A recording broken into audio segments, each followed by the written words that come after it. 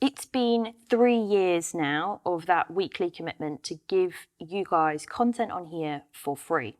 In that period of time, it's actually hard to fathom the fact that you've spent collectively over 17 years worth of time watching little old me give tips and tricks and stuff. That in itself is actually mind-blowing. Although it is our 3-year birthday or 3rd birthday or 3-year anniversary or whatever you want to call it, I wanted to do something a little bit different for this video because over 255 videos and 1.9 million views, you've seen a lot. You haven't seen everything, but you've seen a lot. You've seen things like little baby Beanie, Bright, coming home, going through all of her basic training. But to put the time into context, Bright is 3 years old this year, okay? And at the time that we first uploaded those YouTube videos in 2020, she wasn't even a little dot in a papa's mind.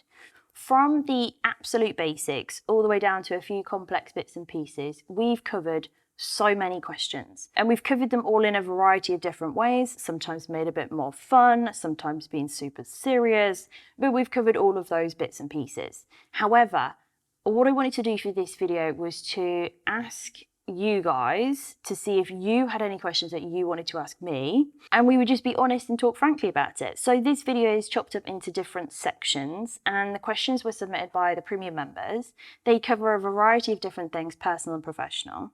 And hopefully we're going to be able to fill in some of the gaps about the things that you guys don't see happening in the background, things that have changed a lot, things that are going to continue to change over the next few months, which is a period of big growth for us personally and professionally, I guess you would say.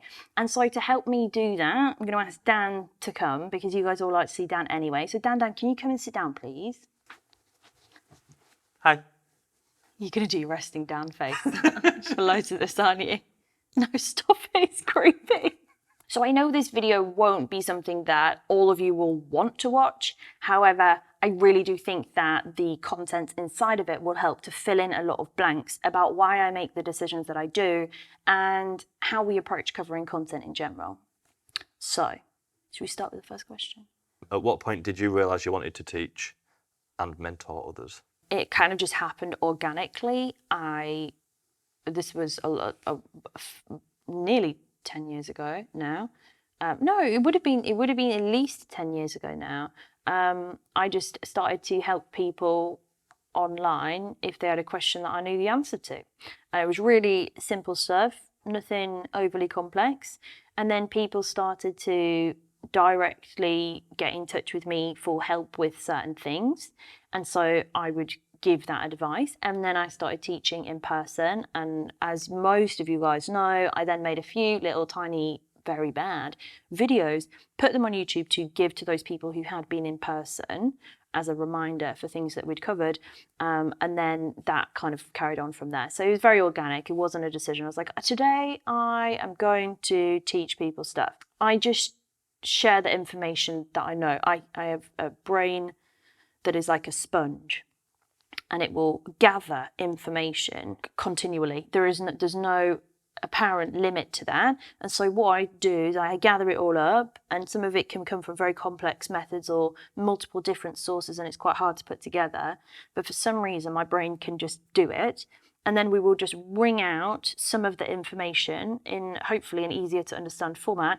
And someone else can take that information and add that to their brain sponge. What is your favourite topic to teach and why? That's an interesting question. I actually think that it's going to be not what is expected. I actually really enjoy teaching people or showing people how to train dogs, or how to have a better understanding of training of the dog. Because dog training, as in if you are a dog trainer, you will know that most of the time you're not training the dogs, you're training the humans to understand how the species works, in essence. And I think that in itself is actually really rewarding. Also, I'm just really good at it, as in training my own dogs to do things that I thoroughly enjoy it. It's so enjoyable and very easy for me. So that's nothing to do really with photography. If it had to be, it doesn't have photography in the question, but if it had to be photography, then it would probably be shooting skills, like things that are covered on Shit Hot Shots and in the online advanced outdoor canine portrait course. Those two courses have really useful nuggets that people can actually implement and very, very, very quickly completely transform their photography.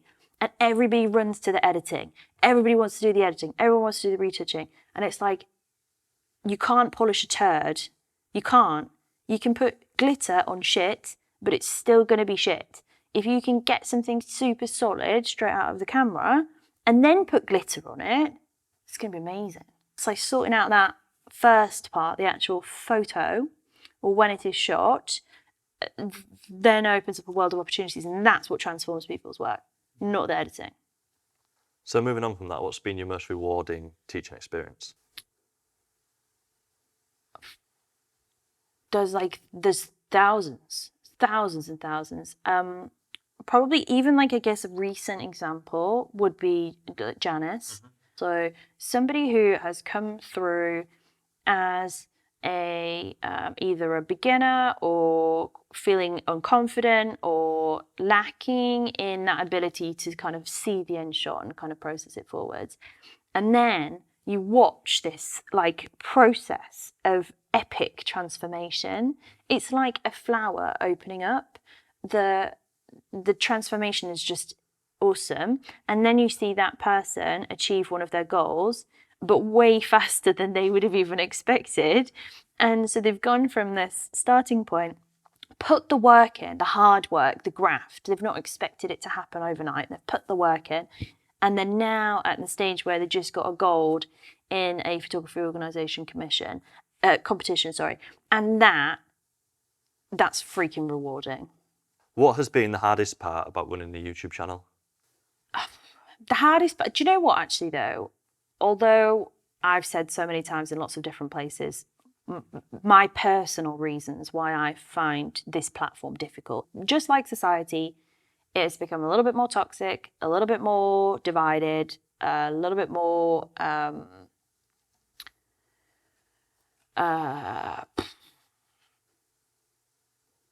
I don't know, angry, should we say. So it's had that transformation over the years. But if we look at it from a literal perspective, I want to make videos that help people, right? For free, because that's why we started this. However, the topics that I genuinely believe will really help people, we make a freaking great video on and spend hours, loads of effort, and be totally invested in doing that. And then it goes out and the algorithm doesn't want that type of content. So it's not promoted in any of YouTube's kind of pages. YouTube wants us to create certain videos on certain topics, which aren't the topics that I particularly want to create videos on. And you guys want videos on certain topics, but sometimes the videos that are actually needed aren't the videos that are wanted. Does that make any sense?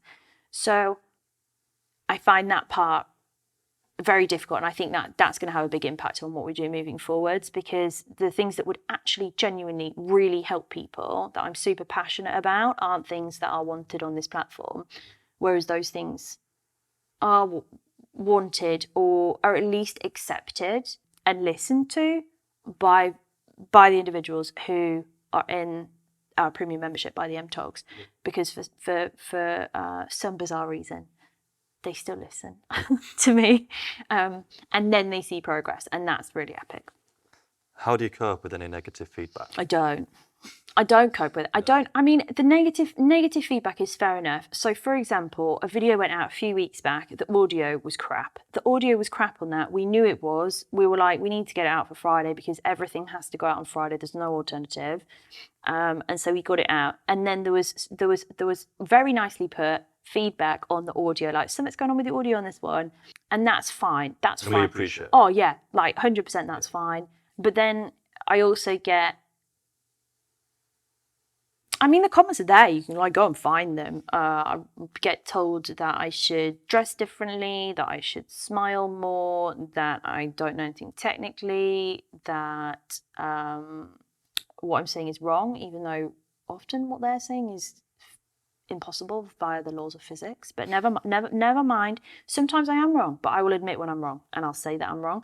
But yeah, most of those comments are charged with gender bias, and that is the harder part for me.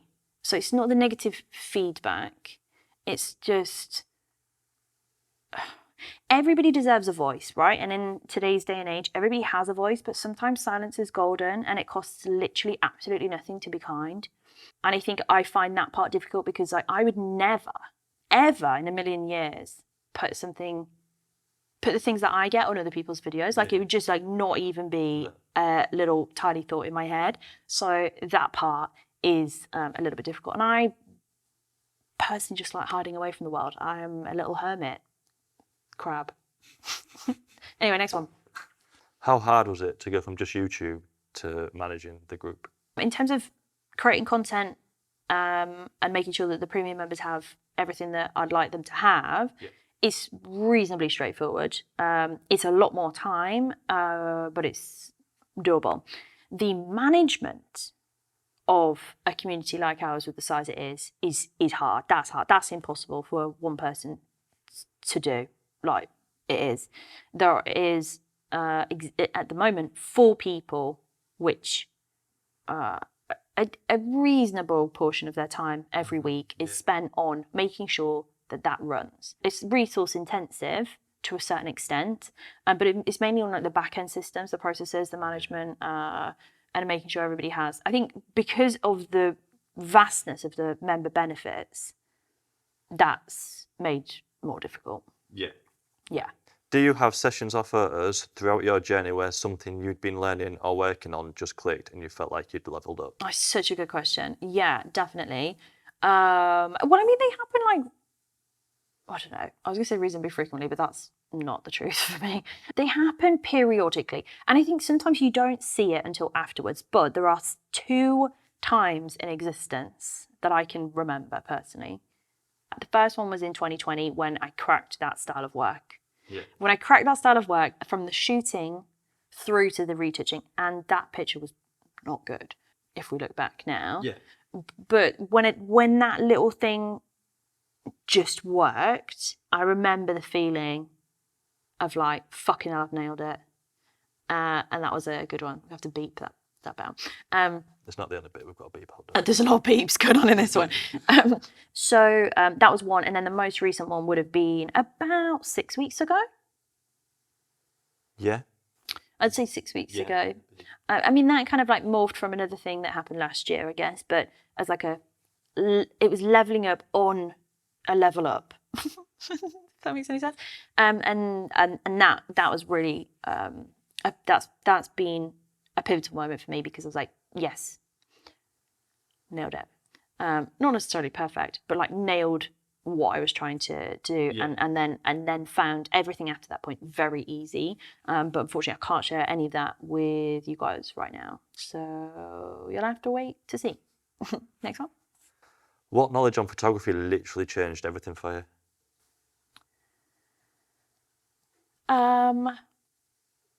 Again, it's shooting based.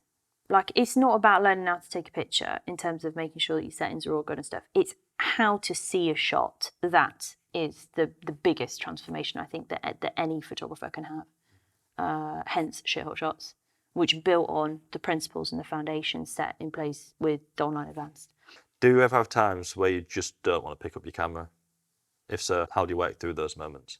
Yeah, usually winter. Winter is usually, and I do studio bits in winter, usually, because everything else looks a bit drab.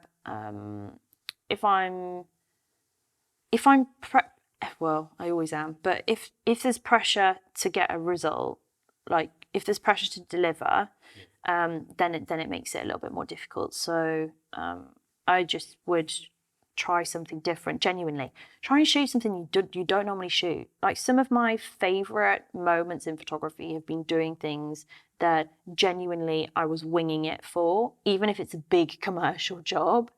Those times have been good. Like, for example, like the tractors, I had no idea how to shoot that type of work, which is huge amount of composites with studio lights. And I reached out to people who I genuinely trust, who do that kind of work very well, to a very high standard. I said, look, I've got this job. I don't want to let it go. I want to use it as a learning opportunity, but I also need to deliver to the client. Can you just give me a brief overview about whether what I have in my head is correct? And they made some very slight amendments to my plan of action, and it freaking worked. Yeah, I remember you trying it like the week before, weren't you? On the drive, with our car. Setting up off-camera flash, and it was like, what on earth is going on here? I was just like, oh, I need to practice. Like, there's always test shoots if it's something that I need to deliver something for. There's always test shoots, and it's the test shoots and working out what worked, what didn't work. And even that happened 6 weeks ago. Yeah. There was like loads of test shoots where it went hopelessly wrong. But it's that moment where you're like, I understand now. I get it. I get how these bits link together. And that's great. Yeah. You always seem super confident in your videos. A great communicator. What's a communicator? I feel like you were going like commuter. I don't commute very far. That's why you're so good at it. Yeah. You always seem super confident in your videos. You're a great communicator. You don't show shyness. You're never doubtful or nervous. Were you always like that naturally, or had you prepared yourself for this? If you become what you are now by studying, what did help that the most?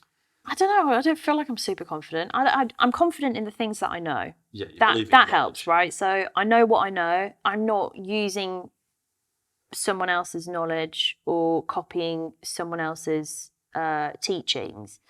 And I think that makes it a little, I don't know, I feel like that would be a lot harder to feel confident in it, because it's like, well, you didn't know that, so that would make it harder. So it's just stuff that I know that I've output, and there's things that I don't cover in content, and it's because I don't know it well enough to feel confident enough to teach it out. So there's an element of, you just know it, right? It's what you do every day. It's easy. So that makes it a bit easier. In terms of communicating though, I am no stranger to being in a boardroom and telling a board of directors what they need to do and change in their business to make improvements. And I've done that since I was a teenager, which is a very unusual place for a teenage girl. It was very late teens, sort of like 18, 19. But it's a very strange place for that person to be, and you have to just go. You have to know what you know and present it in a way that's going to be supportive. I love reading, always have done. Don't read very much anymore, don't have the time. But I used to read a lot. Reading's great, vocabulary, fantastic. You can find words in your brain. I like watching TED Talks. I used to do that every morning, didn't I? You did, yeah. Now I watch documentaries every morning. Very short ones, but I like to learn stuff. And then also just things like being at school and having to do your speaking exam in English, where you do like a presentation on something. Absolutely terrified, but you just know what you know. And the same thing happens for public speaking now. I'll go onto a stage, do a talk about photography to hundreds of people. I just try and share the knowledge in a way that's easy to understand. I ride Western, but what would... Do you? Didn't know. That's what me and Tuni do. I say I'm lunging, but I'm riding Western. Go on. I ride Western, but what would you say are the most important things to keep in mind for when I finally try English? Don't fall off. I think the main thing is I feel like the biggest difference is the contact through the reins. And that's probably quite important.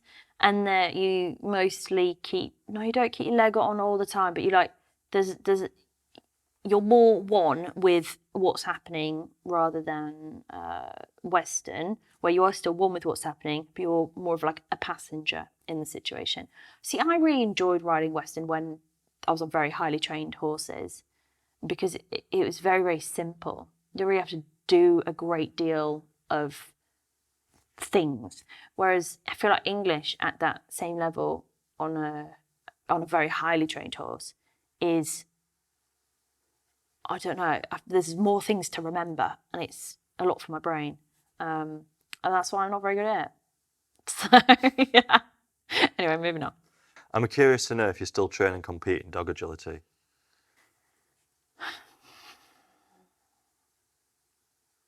No. Yeah, life changed a lot throughout the course of this YouTube channel. I started this channel at the start of 2020, pre-pandemic, but then the pandemic happened, right? So my whole competing year was cancelled because shows didn't happen. And the time that we would have spent doing agility training, competitions, was filled very quickly with that talk spot and a whole host of other things. And it became a case the next year of, do we go and compete? Do we train and compete? And knowing that, well, we've got one dog that will retire out, which was Pippi, because she's got no self-preservation. There's something going on with our hip. Beanie wasn't ready to do anything yet. But similarly, there's no chance in hell that we would ever, especially last year, the year before, being able to go away for 4 days every week. No. Like, I literally work every day of every week. It would just be absolutely impossible. We just don't have the time. So kind of to replace my free part of having to go out of the house and the office, we've got Tuna, because she would give me that, just get out so that you're not at your desk 24/7. And going to the yard for a couple of hours was easier to do than going away for 4 days. Yeah. But even, time to do things that I find important is not a balance we've cracked yet. I want to know all about dog training, especially the tree hugging. Your dogs are amazing. So the tree hugging trick isn't that difficult to train. It is easier if they know a put 'em up, like a bag, than to just do it straight. But you could do it from a sit, and I just use like a pole, like that pole, like a broom handle, or this is a proprioception pole. Duh. So like a pole like this, and then I would just shape the interaction with the pole with a paw. So if they tap the pole, and then you want them to kind of like pull the pole, and then you want them to pull and hold the pole, and you need to be able to put tension on the back end of that. And then when they've got that, then you make it into more of like a 2-paw thing, and then a placement of the head, and it's just all shaped up from there. So it's not that hard when you can break it down into the baby steps.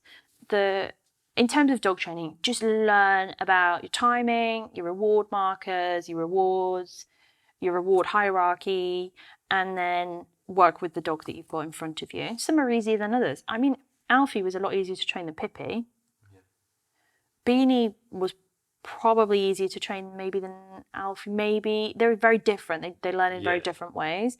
But then Bella, the foster dog, learned better than everybody. Yeah. Fastest learning dog ever. I swear she understands English. What was your worst experience photographing a dog or a horse? I haven't really had one, to be honest. Last year, we photographed a horse that was a little bit aggressive, and that wasn't a lot of fun, I would say.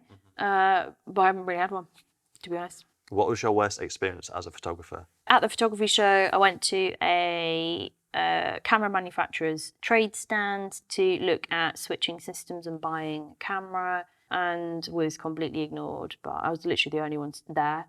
The only person stood at the stand, and I was completely ignored by all of the sales reps on the stand for a good, I'd say, 4 to 5 minutes. So it was a long period of time. And a man came and stood sort of like next to me, like near me, also wanting attention. And all of the people went to him and ignored me. And I was like, surely not. Surely not. Surely not. I've been watching way too much TikTok for this to be a real thing. Like, this cannot be real. And I remember I came back to the stand and was talking to you about it, wasn't I? I was like, I swear this would what? And then a couple of my photographer friends, who are also male, just men, awesome guys, they were like, no, surely not. I was like, well, surely not. No, exactly, this is the thing, surely not. And so we made a plan, and we were like, let's go test it. And so we did, and the test proved conclusive, and that was awkward. They did then find me and apologise, but that was the moment when I was like, wow, this is real. Like, this is a real thing. Not that I didn't think it was real, but it never happened to me until that point. Biggest fail with a client that you're laughing about now, or an embarrassing moment? Don't we all have those? I don't know whether we should be saying this on like a YouTube video. Yeah, no, there is one. It was a commercial job, completely unrelated to anything to do with animals. Dan was not available. I hired a videographer to come and support and do the videos as I was doing the photos. And for an integral part of this job, what had actually recorded on the freaking video camera was the bits in between what was supposed to be being videoed. Every time they thought they were starting the recording, they were stopping the recording. So all the actual bits of footage that were needed for this job were not there. And all I had was the bits just leading up to the good bit and just tailing off from the good bit. That was absolutely freaking horrendous. And at that moment, I realised I will never outsource video ever again. What's your all-time favourite photograph that you've taken? There's a few. They have different meanings because some of them are at those pivotal moments. Like one would be probably one of the tractor shots. One of them would maybe be Frecky because of how successful it is. Dora, the Malinois on the log, pivotal moment. That one was one I was like, nailed it. There's loads, but each for different reasons. And a lot of the time you fall out of love with them after you see them over and over again. And also, the second you go to enter it into a competition, you have to remove all emotional attachment you have with it because there's no other way. Otherwise, you're just going to be crushed every time a score is not 100, which is not going to happen for most people, including me. How long did it take you to find your photography and teaching styles? Well, photography style changes all of the time. There's no fixed on that. I found the 2020 style in about a month. I worked on it for about a month because I knew what I needed to achieve to be able to do the purpose that it was intended to do, which was to win awards, and it did. But is that something that I even edit with now? Most of the time, no. My style is more nuanced now. Most people know it's a picture by me because of the pose. Pose is like how the subject fits within the scene, how the scene is shot, composition, and usually the toning in terms of like the shadow detail and stuff. That's more now my style. In terms of teaching style, I don't think I have one. You've got numerous teaching styles. You're really good at highlighting and recognising how an in particular student's going to learn, like how they learn, and then adapting your teaching style to that. The only thing I know a lot about my teaching style is I always say, does that make sense? And it annoys me. So God help the people who are listening to it. I'd like to ask you, what is your why? What motivates you on a daily basis? I remember hearing about your struggles during COVID and how you lost every client you had on the first Naked Tog episode. Yeah, that was a fun week, wasn't it? It was a fun day. It was all in one day. So I've been asked this question a lot. My answer is always to help people. Like the reason why I do what I do is because it helps people, and I really enjoy helping people. Unlike other people who are motivated by different things, because everybody is. And then I was thinking about it. And I was thinking, is it though helping people? Is it that, or is there more to it than that? And I think there might be more to it than that because I'm a freaking science geek. And I like to be able to see something and understand why it's happening and then solve the problem. And I think actually maybe it's problem solving. I would like to know more about your personal goals as a photographer and with your photography business. We all talk about what we want to be when we grow up. I'd like to know what and who you would like to be in your work. I feel like I don't really have any goals with a photography business in terms of that side, but there's goals in my photography which are more to, I guess, connect more deeply to either messaging or concepts and be able to be a little bit more creatively minded in terms of things like moving maybe a little bit more towards, I don't know, kind of like artistic. I like the art side paired with the technology side, paired with the photography side. I do like that a lot. I've got a lot of, I feel like that's where I'm evolving as a person rather than just like straight up portrait picture of a subject. But also, I really would like to do something like epic locations and things and like just really shit hot shots and smash them out the park. That would be fun. So that's probably my goals as a photographer is to do those things. For the both of us, where do you see yourselves in 10 years' time? I don't see ourselves living where we live. That would probably be a starting point. Yeah. Not that I'm planning to go like move to Bali or Bora Bora or somewhere epic. I wouldn't enjoy it anyway, to be Yeah, honest. But The stereotypical 10 years' time, feet up on a beach, cocktail in hand is just not us. I don't think I could imagine anything worse than that. That's just not me. I couldn't imagine, sounds really weird, but not working or not doing something actively. Yeah. Like if somebody says you can have 6 months off, I would generally be like, after 2 days, I'd be like, what do I do? I would clean the car, the garden's in great order. You always clean the car. My gym's tidy, the shed's tidy. Like, what do you want me to do? Like, I can't just sit and do nothing. In 10 years' time, I don't know. 10 years is a bit long. I would really like to maybe have. Well, no, we would have. I eventually do want to start a family. At the moment, again, the amount of stuff we've got on is it's impossible. How did you guys meet? Some unfortunate series of events. No, we met at a coffee shop. No, we didn't. Yeah, we did. We met at a coffee shop. Well, no, we actually met at Debenhams because she was doing some shopping on Marks and Spencer. Yeah, because you were late. You were running late. I can't deal with it. You were so late. At least 2 minutes. And I was like, absolutely not. No, we met through Tinder. But to this day, neither of us knows who swiped for Dan. We don't know who swiped for Dan. Other people had access to my phone and were playing on Tinder. And I don't know who made that first decision. But that's it, isn't it? It is, yeah.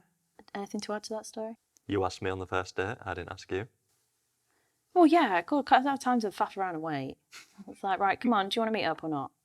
And then I thought, are you a serial killer? I'm concerned. And then you were late. And it was just, the cards were stacking not in your favour. And here we are today. Anyway, next question, please. What is the best quality that we find in each other? And also, what attracted us to each other the first time we met? Well, we had loads of like similar views on life. Yeah. Not necessarily our interests as in what we choose to do with our time, but we had similar tastes in things like music and stuff. There was a fair amount there. And then what's the best quality of Dan? They're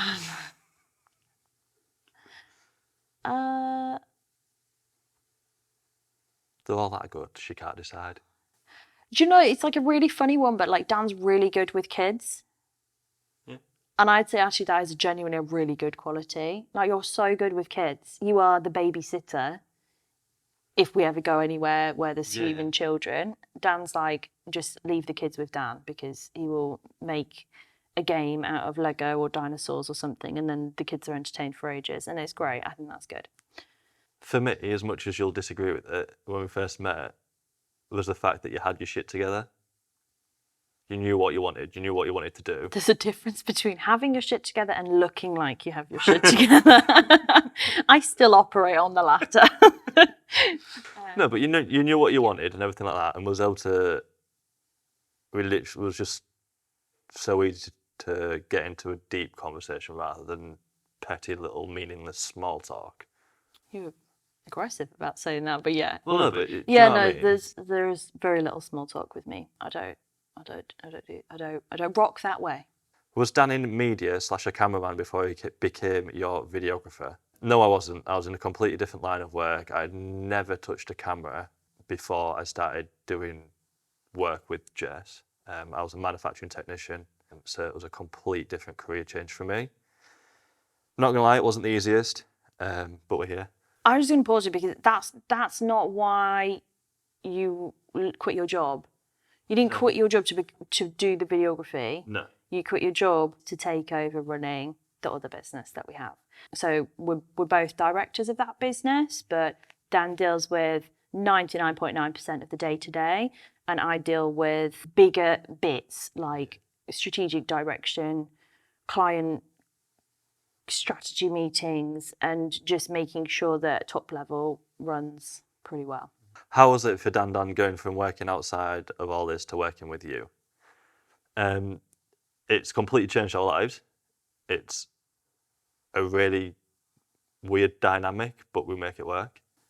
Yeah, let's not lie, there were some very tense times. Working full-time with your husband or wife or significant other is a new kind of stress to put on a relationship. But yeah, this is about you personally. So how was it for you going from working outside to working inside?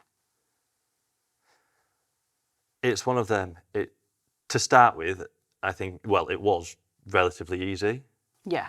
But it's one of those, the more and more time you spend together, the more and more stressful it becomes at times. But that's just, I think that would be the same with any business partner. Yeah. You have to make sure it's going to work. Yeah. Yeah. Okay. So I think this one is one that's directed for you. So do you ever find it difficult to draw a line between business and personal life when your wife is also your boss, specifically in stressful moments when upset or after a wee fight? Yeah, it is. I'd say we still struggle every day, separating business to personal life. Mm-hmm. Even with this building, which makes the home kind of separate, it's never really separate. We still, like where most couples would probably have a nice little chat before going to bed, we're talking about, we need to remember to make sure that so-and-so has what they need for tomorrow. And can you add this to a to-do list? And what are we going to do about this major crisis that might be unfolding somewhere? So it never ends, but that's the same with anybody who runs a business. But I think if your partner is also running that business, then it becomes kind of all consuming. So that can be a bit tricky. Yeah. Yeah? Yeah.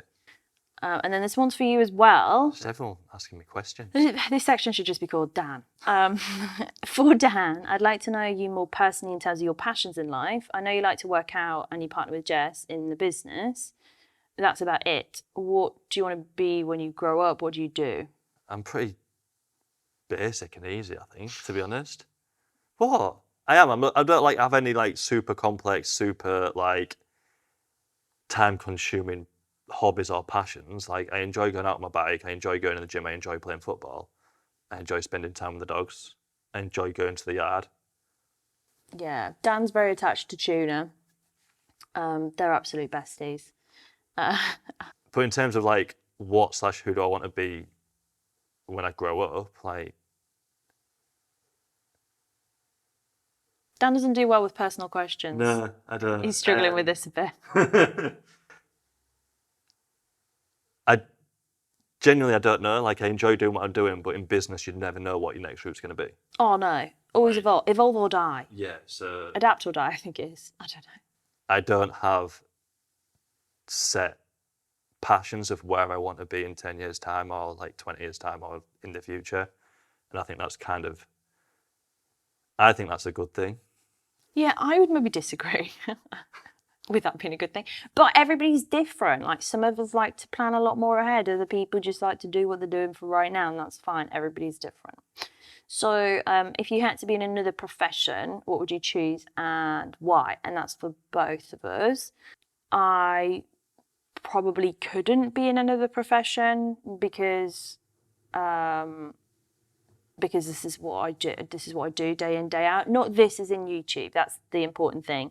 We do two very different businesses, and one is very fast-paced, very stressful, and very business-oriented. We work with other businesses, both multinational corporations and also small businesses as well, and we serve them and make sure that they grow their businesses. That's one side. The other side is this, where you guys are watching, but primarily our premium membership community who are freaking legends, a very safe space, and YouTube is so small, less than probably 5% of the total kind of like globe of that situation. Okay, but YouTube takes up probably around about, I would argue, 25% of the time for the entire team that we have now, as it stands. I was going to be a vet. I feel like that's important. Like if I was going to have done a different career path, it would have been into veterinary medicine, and I was destined to be a vet. That was the aim in my entire childhood and my teenage years, was to be a vet, go to vet school, become a vet, and probably be a large animal vet or a specific equine vet. That was the original goal. It didn't happen because life didn't work out that way, and I wouldn't go back into that now because I have more what I do now is better than that, essentially. I'd agree. I don't think I could do anything else now. Like, I love what we do. Oh, Dan. I thought when I was in employment that I really enjoyed that job and that career. But then taking a step away, being self-employed, running businesses, that made me realise that actually the job I really disliked, it was the people. Yeah. People are really important. You have to have good people. It's like this, the hardest thing in business is to find good people in terms of hiring. But when you have good people, it's the best thing. Best thing.